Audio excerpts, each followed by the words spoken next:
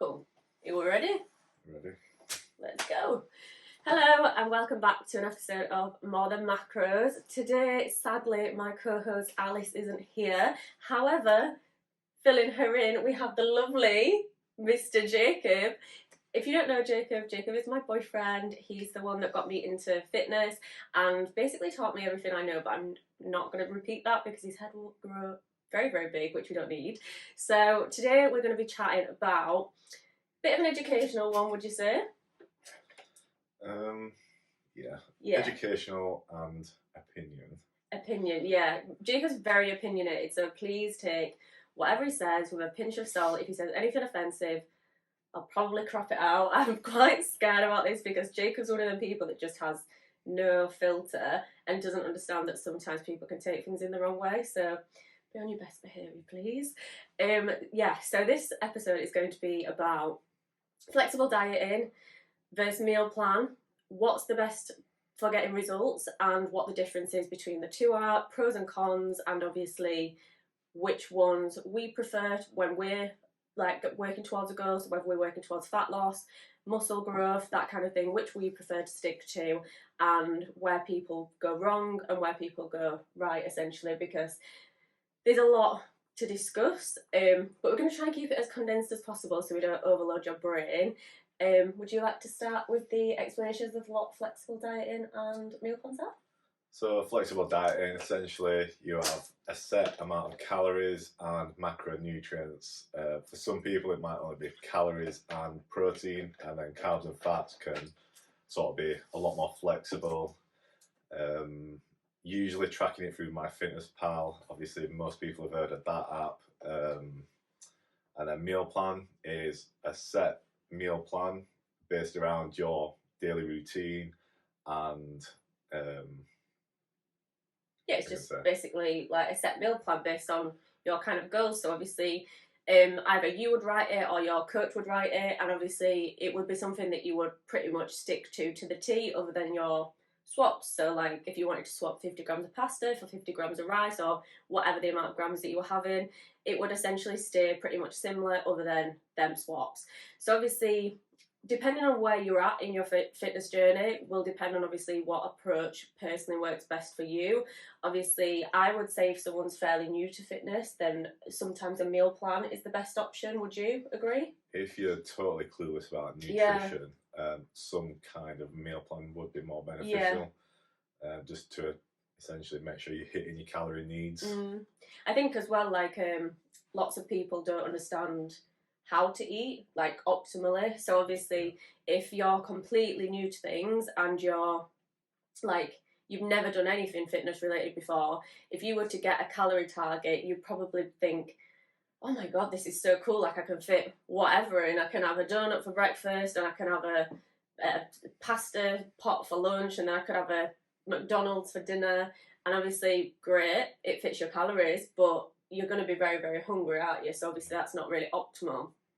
So in that sense, I would say if you were a complete beginner, obviously meal plan to start, to get an idea of how to eat, and then once you've got an idea of how to eat, whether obviously it's a meal plan by you or a meal plan by a coach, then to veer off onto calories would be the better option. Would you agree?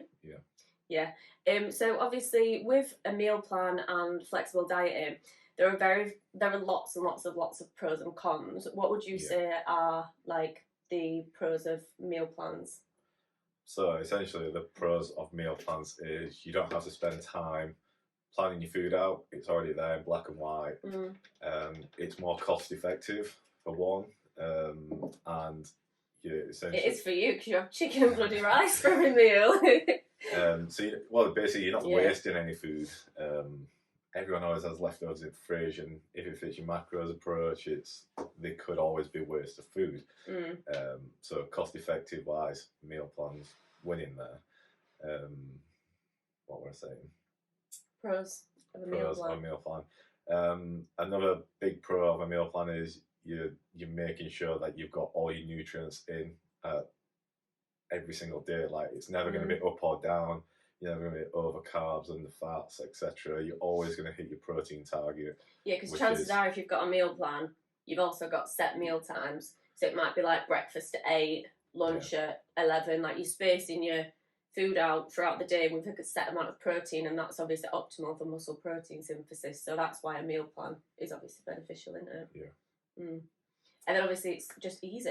You don't have to think about it. You can just you don't have to think, oh, what am I eating tomorrow? Because it's there. So I think if you're very, very food focused and you're quite a food focused person, I know like when I first started tracking calories, I wasn't following a meal plan, and it was very overwhelming because I was like, oh well, should I have this or should I have this? And I was quite very food focused at the start, weren't I? Because there was so much like freedom that I was almost like constantly changing things in my MyFitnessPal and thinking, should I have this for dinner? Should I have this for dinner? Then getting overwhelmed and being like, oh well, I'll just change. So I'd end up changing things like 5 times. Whereas if I'd have had a meal plan and I would have just stuck to that, and I wouldn't have felt overwhelmed. Your digestion's better because obviously you're used to eating the same things all the time, and yeah, it's a good one. But obviously, if it fits your macros, has its benefits as well, doesn't it? Another big benefit of a meal plan, your energy is always consistent. So if you're in a routine Monday to Friday,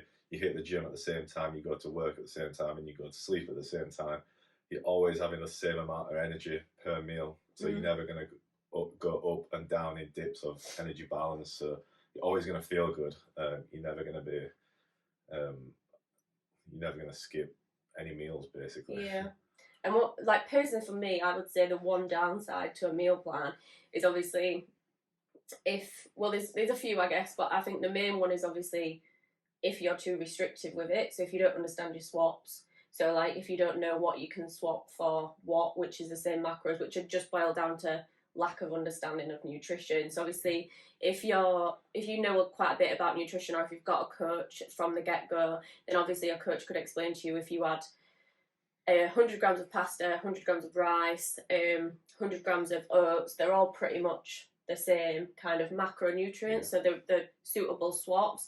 Whereas obviously if you weren't to know that and you were sick of having potato for dinner, you'd be like, oh, what do I swap? And then you might all just think, well, I don't want to eat that, so I'm just going to eat something completely different. Where, like I always say to people, if you've got chili and rice on your meal plan, and you have chili and rice, and you get bored, you could have chili chips, you could have you could have spaghetti, like, do you know what I mean? So you can get creative with it. Like that one portion of mince could be like 5 different meals, and your energy balance would still pretty much be the same with your swaps, because obviously most swaps are like for like, which within the nutrient benefits.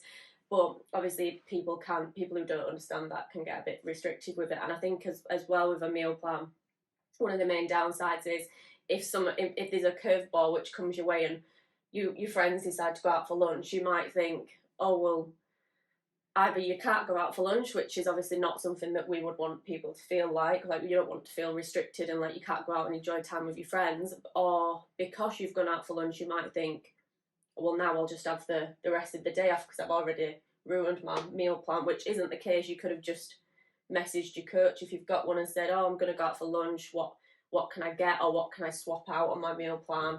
Whereas if you've just not got that knowledge, it doesn't, just one off, it makes you feel off plan, which it isn't, but that's how it can make you feel because you're not sticking to your meal plan. So I would say that's probably the downsides to meal plans for me. But other than that, I would say they're pretty good. Obviously flexible nutrition. So like we said at the start, flexible nutrition is if it fits your macros. So what that means, if you're new to obviously tracking and things, is you can essentially eat anything, as the saying goes, so long as it fits your macros. Like, I think that's what the majority of the population do to get into shape. They obviously follow an if it fits your macros approach. You can include all your favourite foods. Like it sounds so appealing, doesn't it? And obviously that's why people get bought into it. Would you want to discuss the benefits of that?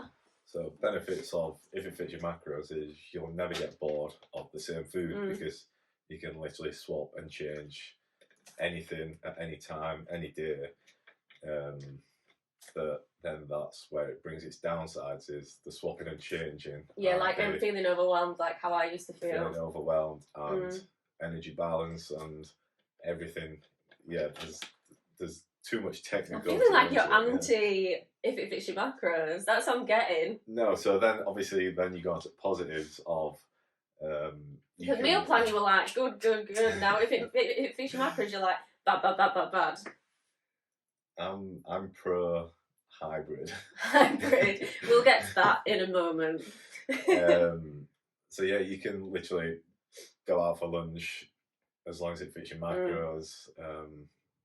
The opportunities are endless. Yeah. I think as well, like it is that flexible approach. Like it's so what should we be doing? It's so like it does kind of draw you into it. You just think, oh, how amazing was all this? Because I think diet culture obviously says to us, cut out this, cut out carbs, cut out fats, don't eat chocolate, don't eat ice cream, all that kind of rubbish. Whereas then you get introduced to this flexible approach and you're like, oh, okay, so I can have, I can go out for lunch and still make progress, or I can have chocolate on an evening, or I can have this pot of ice cream. But then it does become, it's one of them things like we say to clients a lot, like just because it fits your macros doesn't necessarily mean it's optimal. Like just because you like I always say to like for example, let's use Alice. Let's talk about her because she's not here. I know she'll love the fact that we're mentioning her. Before Alice went onto a meal plan, because Alice tracked for about quite a while, like 2 years, obviously through her eating disorder, and then post eating disorder she was still tracking for a recovery. And then she decided that she wanted to do a big building phase and a photo shoot prep. So I said to Alice, I was like, let's put you on a meal plan because it's going to be better. It's going to be better for energy performance. It's going to take away you like thinking about food, and it's going to be really, really good when it comes to dieting because you're going to get good results. And she wanted to get the most out of it, and the best thing that you can do to get the most out of a building phase or a dieting phase is to be consistent. So one of the things that Alice was doing, which made me say meal plan, was she was eating a pack of 4 chocolate rice cakes every single day, and it were great. It were fine because it fit her calories, it fit her macros, but the girl was bloody starving. So she were eating these rice cakes that were 90 calories a pop. I think she were on like 2,000 calories when she were doing that. So she'd just finished her mini cut and she was reversing out of it. And to be fair, I think she was still doing it on a mini cut, but she were literally eating nothing at lunch because she were having these pack of rice cakes and she was so hungry. So it's like, just because, and I said to her, I was like, Alice, just because it fits doesn't mean you should. And now she'll say, rice cakes, I'm never having them ever again. They've scarred her for life. But like, it's one of them things where even as a coach, or even as like someone experienced in the fitness industry, or someone even that's been tracking for ages, even we can fall into them traps of thinking, oh, well, it fits, so we'll just do it. But obviously, just because it does fit doesn't mean that it's as good. So obviously, like a protein bar is not going to be as good as having chicken and hummus and some rice. Like, do you know what I mean? Like, you've got a protein bar, it's like 25 grams of protein, 10 grams of fat, 30 carbs. 20 carbs. You could have chicken, hummus and rice for that, all more like nutritious food sources, whole foods, and the energy that you're going to get from that is going to be so much better, and you're going to feel so much more satisfied than if you were to scran a protein bar. Yeah, and this is biggest mistake everyone does is... And it genuinely is, low volume, low energy foods. Yeah, low volume foods into... If it fits your macros. Especially on a fat loss phase. That's why I always say, like, sorry to like interrupt you, but like I always say to my clients, like when they're in a building phase, I'm like, obviously you want to be changing the style of how you eat. So you do want to be eating more low volume stuff, but make sure that low volume food is coming from hummus, pesto, nuts, rather than obviously bulking it out with like, I don't know, like protein bars or whatever, because when you get used to having them, it's so different to change your diet to not have them. So it's like all of a sudden you've gone from you can fit a protein bar into a deficit, but you're gonna be bloody starving. Like you're not gonna feel hungry. Like you're not gonna feel full if you're chomping on protein bars, are you? No. But where were we going with this? I don't know what I was saying. Tumbleweed. Yeah. I can't remember what I was saying at all. Me and Alice do this. We go off on tangents. No, I think what I was going to mention is going on to what we do and what approach we do. Personally. So obviously there's big pros and cons to it all, and I think obviously you chat about what we do, because we have like Jacob said, a hybrid approach. So we're not if it fits your macros, but we're not meal plan either. So we're quite flexible, but also quite routined, and that's where we get the best of both, really, isn't it? Yeah. So we'll take my diet, for example. Yours is a bit more routine than mine, because we do like to eat differently. Because that's the thing as well, everybody's different. So like a lot of people always say to us like, oh, how do you go both do it with like being a couple? Like you eat a lot more food than me. I eat a lot. Well, I don't eat like less food. Like I still eat a good amount for a female, but you eat a lot more. And everyone says like, oh, don't you like get bored of cooking separate dinners and stuff? But I eat for me and you eat for you. Yeah. I don't care. Like I'm not. Yeah, exactly. Like it is what it is. I don't mind. I honestly don't mind. Yeah.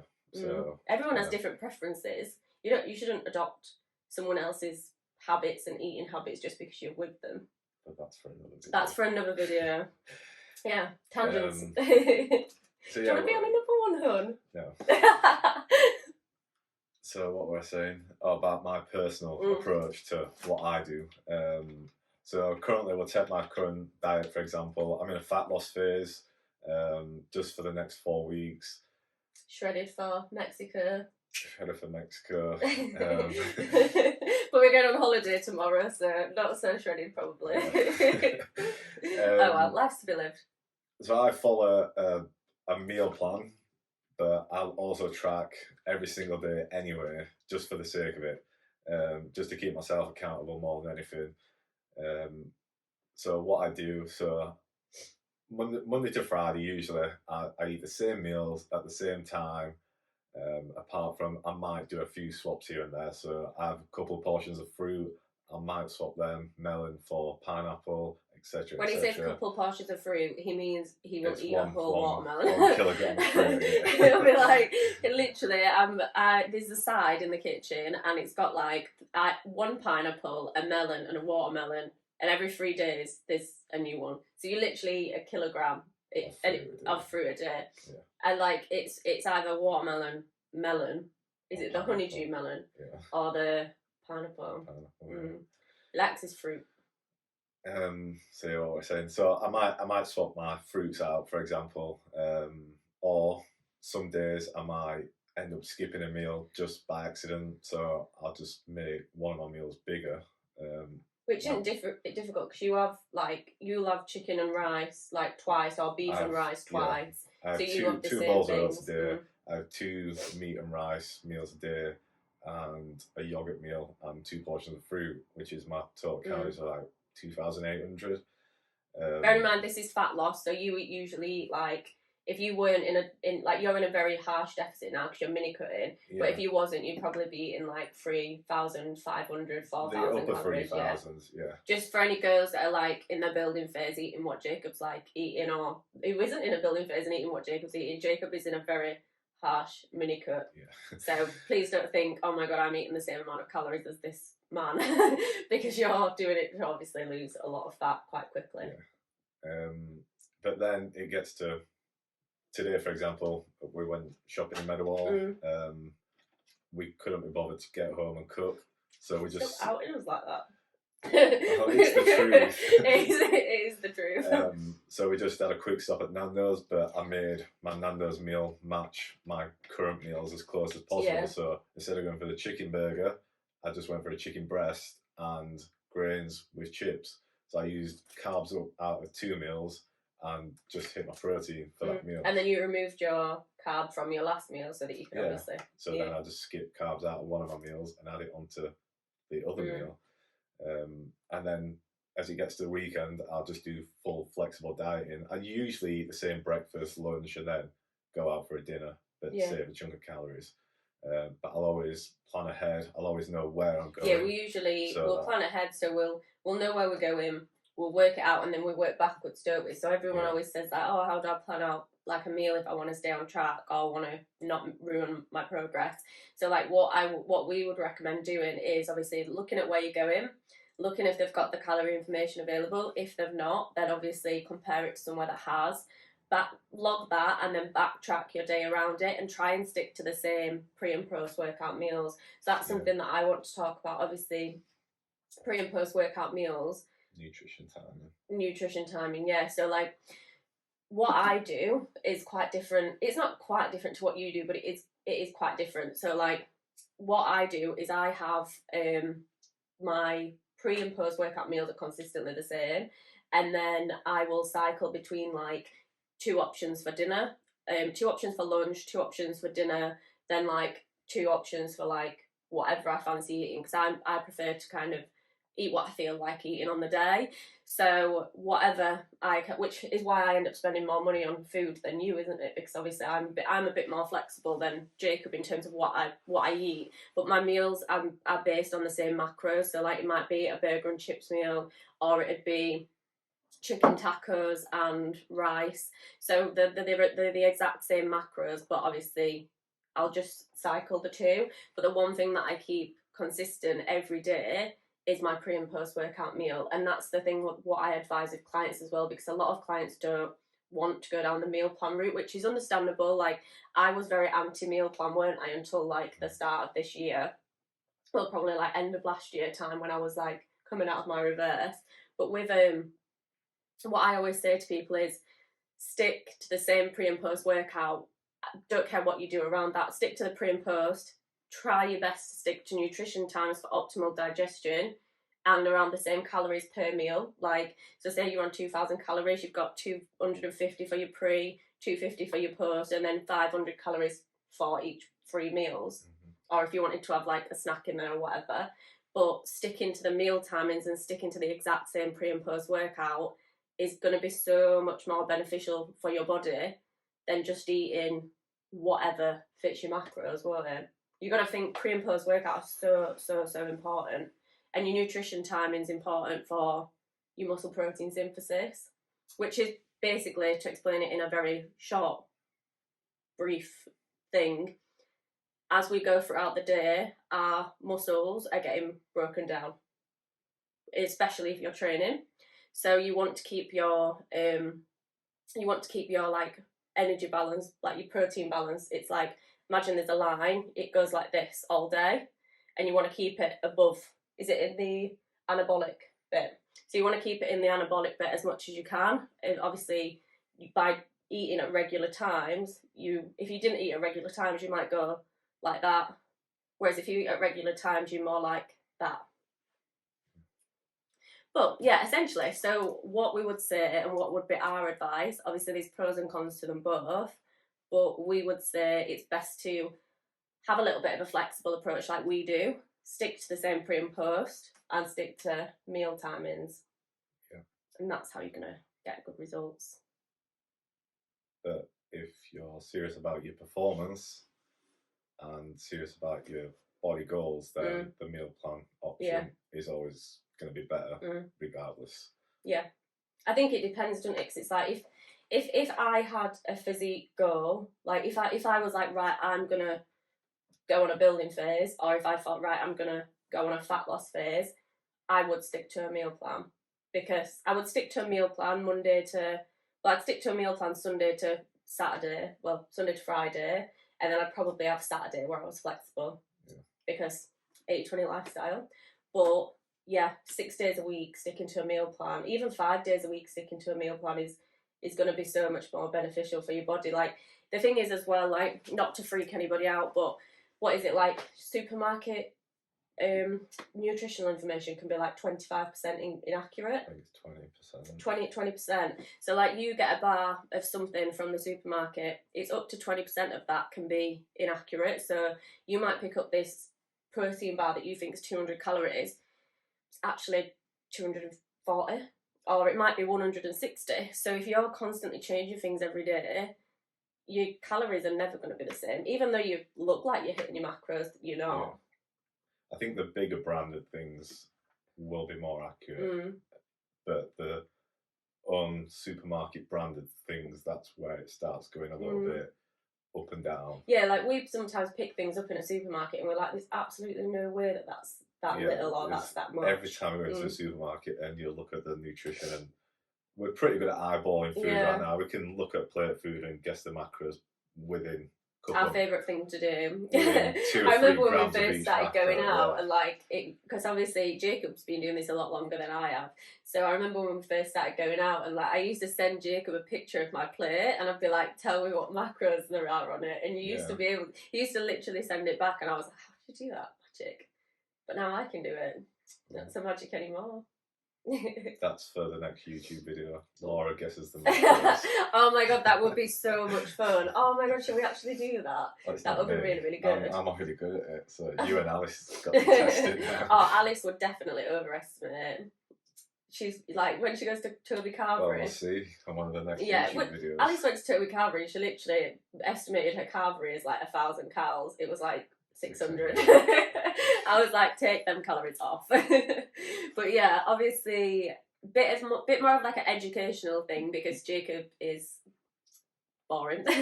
No, I'm kidding. We couldn't really like have like a girly chat. Like this one was meant to be about clothing sizes, but I don't think you could relate to trying on a pair of size 6. Imagine, we should have made you try on my clothes. That's for another YouTube. No, yeah, it was meant to be about clothing sizes, and obviously how clothing sizes vary in shops, but obviously I don't think you've ever tried on a pair of size 8 jeans from Zara, have you, babe? I have from Primark. Primark. Jacob wears women's jeans in Primark, don't you? You're a size 12, aren't you? We could have talked about sizes today. I forgot about that. But anyway, that is a girly vlog for another day. Today we wanted to just kind of give you a bit more of an educational chat. And yeah, I hope that it gave you some kind of insight into like the benefits of if it fits your macros, the benefits of meal plans. And obviously, as always, if you have any questions, whether or not you're a client, you know where we are on Instagram. So fire us a message and we'll always be more than happy to answer. I think we'll wrap it up there. Yeah. Thank you. Ew.